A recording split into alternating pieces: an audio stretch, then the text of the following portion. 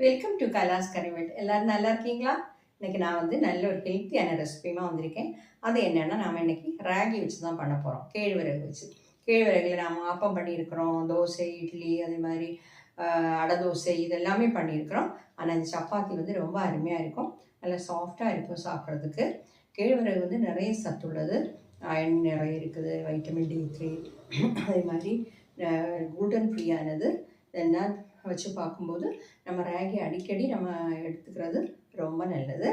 Okay, அப்போ இந்த சாஃப்டான சப்பாத்தி எப்படி பண்ணுறதுங்கிறது பார்க்குறேன். கரெக்டாக நீங்கள் இந்த வீடியோ பார்த்துட்டு ட்ரை பண்ணி பாருங்கள். எப்போவுமே நம்ம வந்து தோசை, இட்லி, இந்த மாதிரி புட்டு பண்ணுவோம். இந்த மாதிரிலாம் பண்ணி சாப்பிட்றத விட கொஞ்சம் மாற்றமாக நாம் வந்து கொஞ்சம் வித்தியாசமாக கேழ்வரகு சப்பாத்தி பண்ணி சாப்பிட்லாம். கேழ்வரகு மாவு பூரி பண்ணலாம், இடியாப்பம் பண்ணலாம். இடியாப்பத்தோட வீடியோ வந்து நான் பாருங்கள். அருமையான கேழ்வரகு சப்பாத்தி.